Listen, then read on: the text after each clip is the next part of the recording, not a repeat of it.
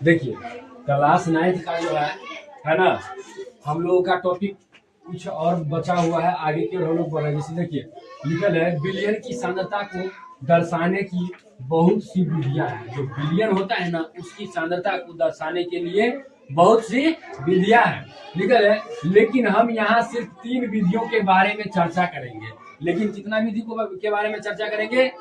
ऐसे बहुत सारा विधि है, लेकिन कितना विधि को चर्चा करेंगे हम लोग? देखिए लिखल है कि द्रव्यमान बट्टा में बिलियन के द्रव्यमान प्रतिशत बराबर होता है बिलियन पदार्थ का द्रव्यमान बट्टा में बिलियन का द्रव्यमान, बिलियन पदार्थ का द्रव्यमान बट्टा बिलियन का, सॉरी यह बिले पदार्थ का द्रव्यमान बट्टा में क्या है, बिलियन का द्रव्यमान गुने 100। ये जो है आपको ये पहला विधि हो गया। अब दूसरा देखिए कि द्रव्यमान बट्टा बिलियन के आयतन प्रतिशत, तो बिले पदार्थ का द्रव्यमान बट्टा बिलियन का आयतन गुने क्या है, तो 100 है। इसमें देखिए इसमें द्रव्यमान है और इसमें क्या है, आयतन है। और ऊपर में द्रव्यमान ऊपर ठीक है, लेकिन नीचे क्या आयतन, इसका क्या हो गया, तो बदल मतलब आयतन है। अब आगे है निलंबन क्या है, क्वेश्चन है कि निलंबन क्या है। अगर आपसे कोई पूछेगा कि निलंबन क्या है, तो देखिए निकल है निलंबन एक विषमांगी मिश्रण है। विषमांगी मिश्रण पीछे पढ़ाए थे ना, याद है ना सभी बच्चों को? एक था समांगी मिश्रण और एक क्या था, विषमांगी मिश्रण। विषमांगी मिश्रण है जिसमें विलेय पदार्थ के कण घुले नहीं होते हैं, बल्कि माध्यम की समशिष्टि में निलंबित होते रहते हैं। ये है। आगे है कि ये निलंबित कण आंख से देखे जा सकते हैं। ये जो निलंबित कण है ये आंख से हम लोग क्या कर सकते हैं, तो देख सकते हैं। क्या समझे? आगे देखिए कि निलंबन के गुणधर्म, अगले का टॉपिक है निलंबन के गुणधर्म। लिखल है यह एक विषमांगी मिश्रण है, ये कण आंखों से देखे जा सकते हैं। ये कण भी आंख से हम लोग देख सकते हैं। अब है जब इसे शांत छोड़ देते हैं तब ये कण नीचे की ओर बैठ जाता है। मतलब कि क्या होता है कि निलंबन के जो गुणधर्म है, उसमें क्या होता है कि जब इस पदार्थ को हम लोग शांत छोड़ देते हैं तो ये धीरे धीरे क्या आता है, नीचे बैठ जाता है, जिसमें उसका मार्ग दृष्टिगोचर हो जाता है। आगे जब सभी का नीचे बैठ जाते हैं तथा विलयन में प्रकाश की किरणें का प्रकीर्णन रुक जाता है, तो निलंबन एक विषमांगी मिश्रण है जिसमें विलेय का कण घुले नहीं होता। निलंबन एक प्रकार का क्या, तो विषमांगी मिश्रण। अगर कोई पूछेगा कि बता रे बउआ निलंबन कौन सा मिश्रण है, तो निलंबन एक विषमांगी मिश्रण। निलंबन एक क्या है, तो क्या ध्यान रहेगा सभी को कि निलंबन है, ऑब्जेक्टिव में आ सकता है, इसलिए ध्यान दीजिए। तो क्या सभी बच्चे लिख लिए ना इसको? देखो आगे है कोलाइडल क्या, कोलाइडल विलयन क्या है, क्या समझे? लिखल है कोलाइडल कण विलयन के समान रूप से फैले होते हैं।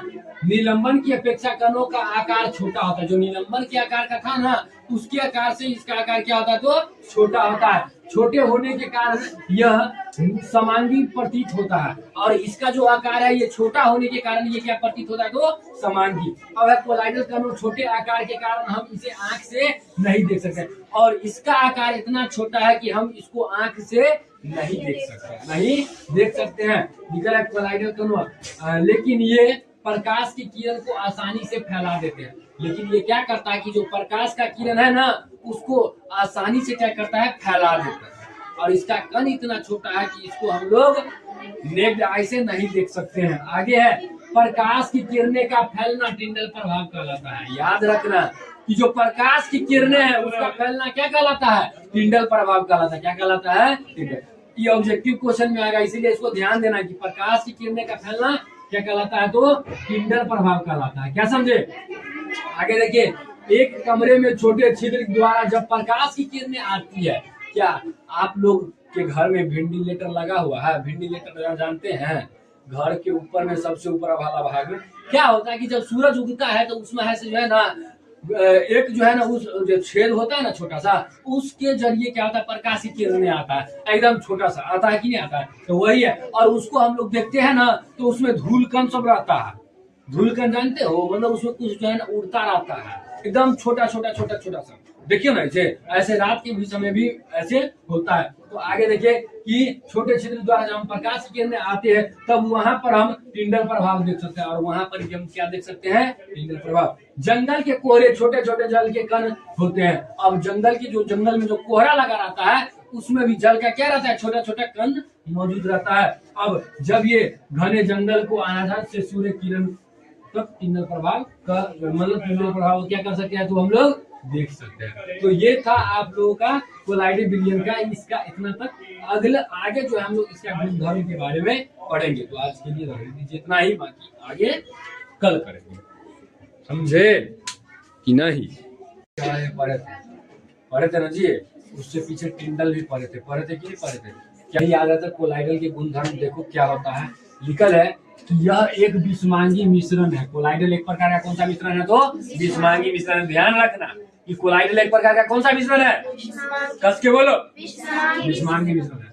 लिखल है कोलाइडल के कणों का आकार इतना छोटा होता है कि ये पृथक रूप से आंखों से नहीं देख सकते। देखिए याद करने का तरीका, अगर पूछेगा कोई कि बताओ रे कोलाइडल के गुणधर्म, तो कोलाइडल के गुणधर्म में क्या बताओगे कि यह एक विषमांगी मिश्रण है और इनका आकार इतना छोटा होता है कि इसे हम आंख से नहीं देख सकते हैं। क्या हुआ? 3 लाइन क्लियर। अब आगे देखिए लिखा है कि ये इतने बड़े भी होते हैं कि प्रकाश की किरणें को फैलाते तथा उसके मार्ग का दृश्य बनाते हैं। अब देखिए कि ये इतने बड़े भी होते हैं कि जो प्रकाश का किरण होता है ना उसको फैलाते हैं और उसका जो मार्ग होता है उसका दृश्य को क्या करते हैं? दिखाते हैं, सॉरी बनाते हैं। दृश्य क्या करते हैं? बनाते हैं। तो देखिए 4 लाइन कैसे याद हुआ कोलाइडल के गुणधर्म। तो कोलाइडल एक प्रकार का विषमांगी मिश्रण है। ये इतने छोटे होते हैं कि इन्हें आंख से नहीं देख सकते। ये इतने बड़े भी होते हैं कि इसे हम जो मतलब ये जो है प्रकाश की किरणों को फैलाने में क्या करता है? मदद करता। प्रकाश का दृश्य को क्या करता है? मतलब मार्ग को जो है, कहा गया जी, उसके मार्ग का दृश्य क्या करता है?